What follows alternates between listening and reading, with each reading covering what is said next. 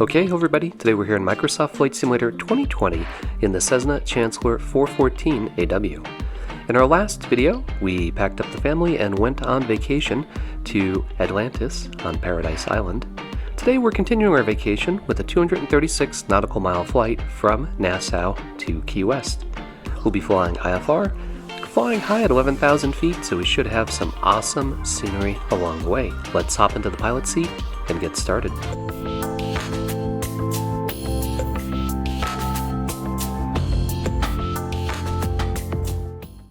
Alright, we are flying in virtual reality today, and the 414 just looks amazing in VR. So we'll start by checking our circuit breakers and getting our fuel tanks, both to the main tanks, left and right. Then we'll head over here and get our battery on, flip up the bar. We'll check our voltage, make sure that we have adequate voltage to start the engines. There we go, that looks good.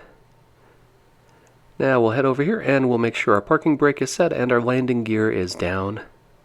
Our fuel tank, left, right, are both at full, and the fuel totalizer shows that. We'll head down here and get our cowl flaps opened.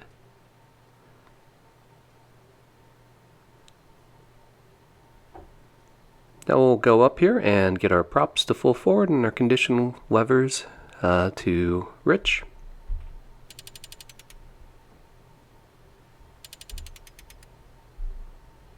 And crack the throttle a bit on my throttle quadrant. There it is. Open up our window. Next we'll head down and turn on our strobes and navigation light so that they know that we are about to start the engine. We'll get our left and right alternators on.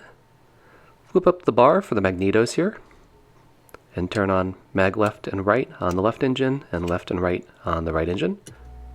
Get our fuel pumps both into low.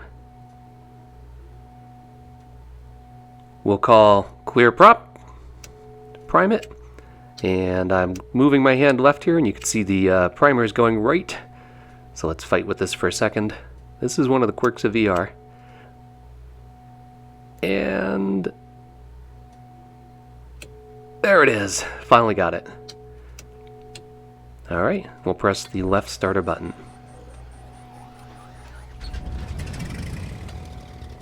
Love the sounds of the engine here as it spools up.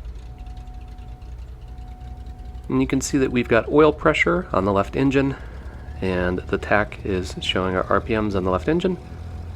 So it looks like we've got a good start.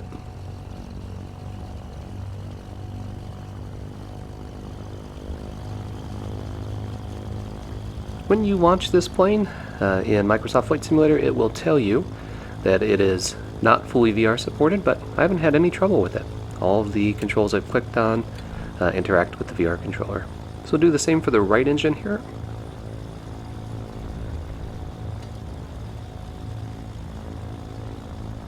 And we've got oil pressure on the right engine. RPMs are coming up. Alright, good start on the right engine. Let's head over here and turn on the avionics. And we can turn the fuel pumps off. A little hard to click.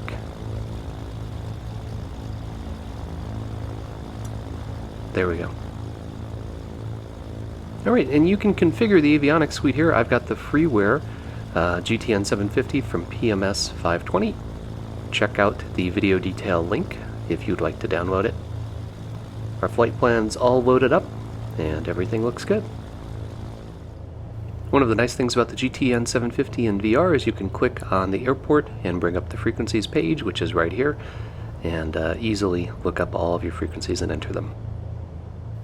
Alright, I'll take you through the flight brief. So we are flying IFR from Nassau to Key West, 236 nautical miles along the Bravo 646 airway. On departure from Nassau, we'll be flying the Javis SID. That's very straightforward. It's runway heading to Javis waypoint, then we're getting vectored from Javis to Nico. Once we arrive at Nico, then we are on the Bravo 646 airway, and we will stay on that airway the entire time until we get to Key West.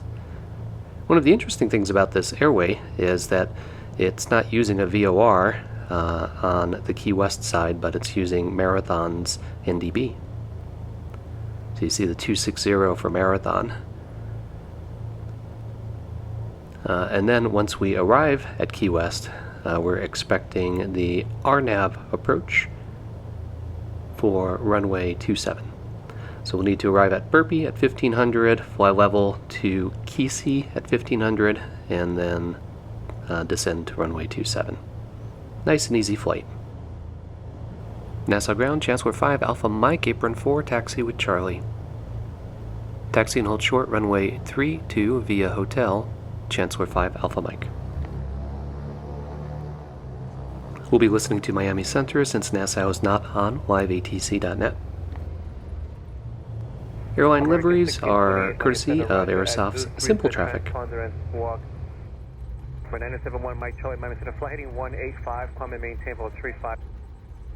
Okay, let's get our landing light on. Nassau Tower, Chancellor 5 Alpha Mike, holding short runway 32. Cleared for departure, runway 32, Chancellor 5 Alpha Mike. Virtual reality really changes the game for how you view your aircraft. Seeing it in 3D and being able to get up from the pilot's seat and actually walk around inside of it and head back to the cabin and check on the passengers is just wild. It's totally different than your perception of the aircraft in 2D. And when you are flying, virtual reality is the closest to real-life flying that I've gotten in a simulator, just because everything is one-to-one scale. So as I take off from the island here, the island is island-sized. It just looks fantastic, and I really feel like I am in the aircraft and I am on the island here when I am flying in VR. VR videos have their challenges to make its lower resolution because that's how VR works, and it's also a little bit harder for me to make the musical montages that everybody likes. However, I do have a musical montage for this site, so this will be more of a condensed video like my traditional flight videos. Okay, we're coming up on rotate speed, and we're up. Let it settle down there for a minute. Positive rate, get our gear up. And look at this view, this looks amazing. This, like I said, this is island sized, and that water just looks incredible. I love it. So we are completing our Javis 2 departure. Checking on the kids, they all look comfortable, so we are good. Let's sit back and enjoy that awesome flight simulator scenery.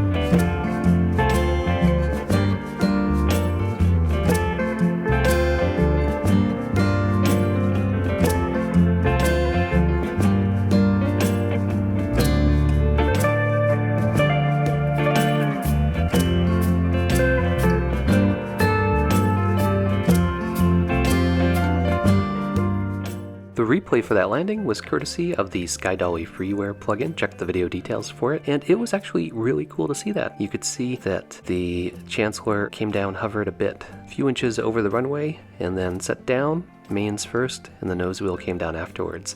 It really looked a lot like how a real aircraft lands, so I liked seeing all that nuance that's in the modeling for Microsoft Flight Simulator. So I hope you enjoyed today's flight. If you did, be sure to click that like button, leave me a comment, and don't forget to subscribe. It really helps the channel if you like and subscribe, and I always look forward to reading your comments. Thanks, as always, for flying along with me, and stay tuned for further flight adventures.